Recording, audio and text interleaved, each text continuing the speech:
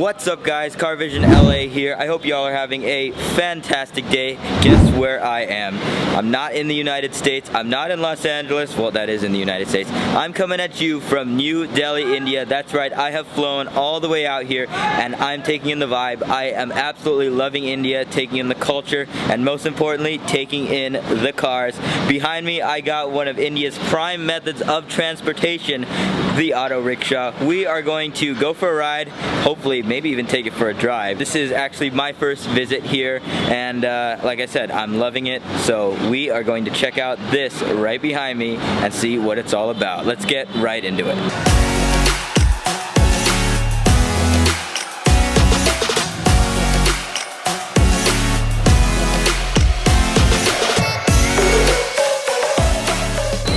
So let's take a look at the engine powering this beast, and boom, we have a pretty hefty, I should say hefty, 4-stroke engine producing a whopping 7 brake horsepower. That's right, you heard me, 7 brake horsepower. This is a Bajaj Compact 4S. So it's a local homegrown Indian made vehicle, if you even call it. It's not even considered a car, but it's a Bajaj Compact 4S. So 4S stands for 4-stroke, and like I said before, it makes a whopping 7 horsepower. So yeah, that ain't gonna get you to 60 miles an hour anytime soon. Sometimes driving a car isn't really a great option. Gas also here in India is fairly expensive. I did the math and it's actually quite similar to what we have in California, about $4 a gallon, but they sell it by the liters in India. When you need to get around in very small spaces and when cars are just dodging back and forth and animals are just walking in the street, this is actually a very economical, efficient, and cheap way to get around. So that's why it is so popular in India. We are going to take a closer look, hopefully get out on the road and see what it's actually like to ride in one of these things.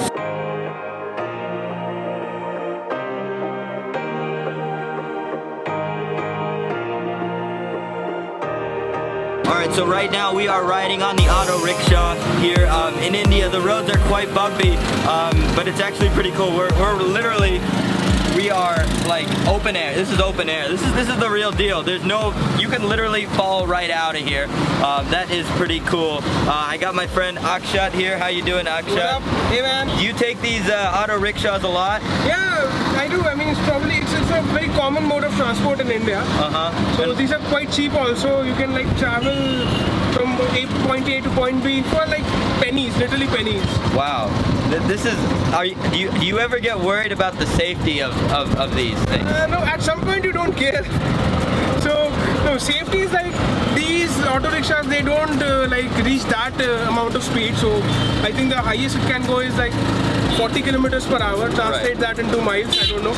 So, they don't achieve that much speed. And these drivers are very skilled also. Yeah, I need to mention that. It looks like it's takes quite a bit of skill. You know, we got cars dodging in and out of here. We got other auto rickshaws. We got bikers. We got pedestrians. We even have cows, which is pretty insane. People told me that the cows literally roam the streets. I thought they were just sitting on the side of the road or in pens. They literally just walk. The first thing I saw when I pulled out of the airport, the cows, which is pretty insane. So these things are not fast, but they're definitely very efficient. You know, if you have a car, you can't really go that fast here because, you know, you got so much traffic, so much crowding, and driving here is kind of a free-for-all, as we can see. These things are so nimble. I mean, literally, it's like controlling it. You don't even have a steering wheel.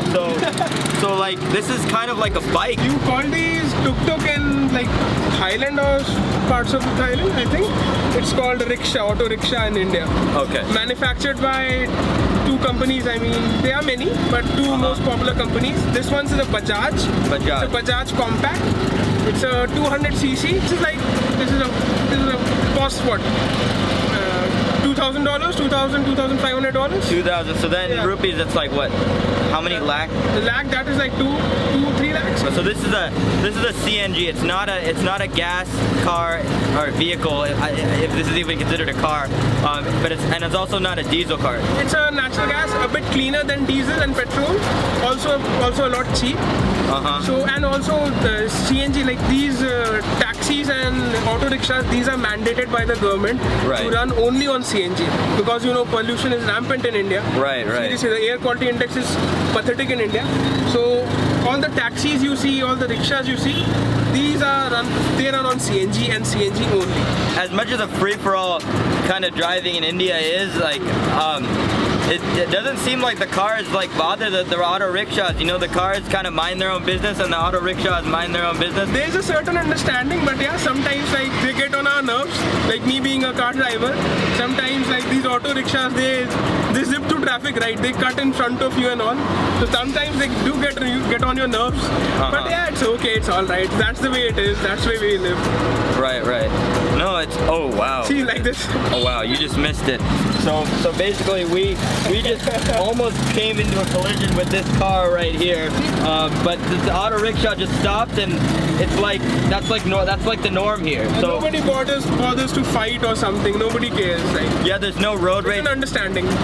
It seems to be like it because in the U.S., you know, a lot of things that I'm seeing, this would cause some pretty bad road rage. These are pretty unsafe also. I mean, in an event of an accident, so the fatality rate is 90%. You won't survive in these. Never. Oh. See the pillars, these are like barely vehicles. They can't even be categorized as vehicles. So there is a downside. So these are pretty unsafe. Yeah. Especially on highways. These things go on the highways? They do. Although it's illegal, but they do go on highways. They do, and the police don't say anything about it? No, not at all. Wow. Sometimes they do, sometimes they don't. I mean, it's an understanding. Interesting. That is really interesting. Let me show you guys around. So here's your B pillar. It is literally this metal rod right here. So imagine getting into a collision with that, and then as you can see, the A pillars ain't much better either. And right here, look, I can literally put my foot out the window. Oh, look, I'm not gonna do that because there's a car right there. So yeah, no, driving one of these things definitely takes some skill, and you know, it's no joke. See the lack of power in this. Yeah. We're going up. 7 bhp. Oh shit! It's revving. Oh yeah. Oh wow. Okay. We finally got up the hill. It took all this auto rickshaw's might, but it is up the hill and we are back at our final destination. All right, guys. So now we are going to get a chance to actually take this thing for a spin. I'm not going to actually risk my life and go out into that heavy traffic out there, but I got a clear road, and I'm gonna drive this thing a little bit just to experience it. So to actually start the car, it has an electric start, but kind of a semi-automatic, semi-manual transmission. Like there's a clutch right here that you have to engage, just like you're driving a manual transmission. You would engage the clutch with your foot. Here you engage it with your hand. So to start it up, you would you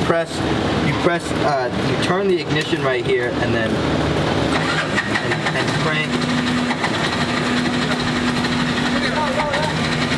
Just leave it. Oh, I'm getting a little hope. Keep revving it. And then you rev it a little bit.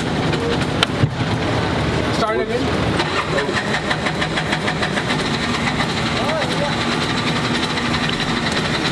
Rev it hard. Okay, so now it's in first gear, and I'm gonna engage it like a manual transmission. So by bringing this out.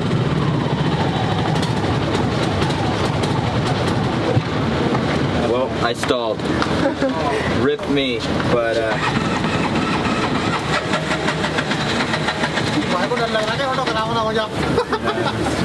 5 minutes later.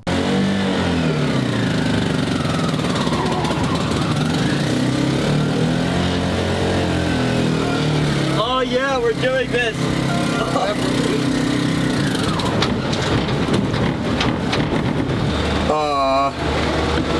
Well, there's my experience of driving in India. In a nutshell, I got it 10 feet and then it stalled. What did I do wrong? I think you put in third gear. Oh, I did? Oh man. A little longer than a few minutes later. Okay, so First. Alright, round like I lost count. Okay, I think it's time to throw in the towel. I'm not cut out for this job at all. I have a lot of respect for people who actually have to drive these things in traffic, but it was quite a fun experience actually trying it out. This thing is literally like a bike mixed with a car, mixed with like, I don't know, bike mixed with a car, I guess.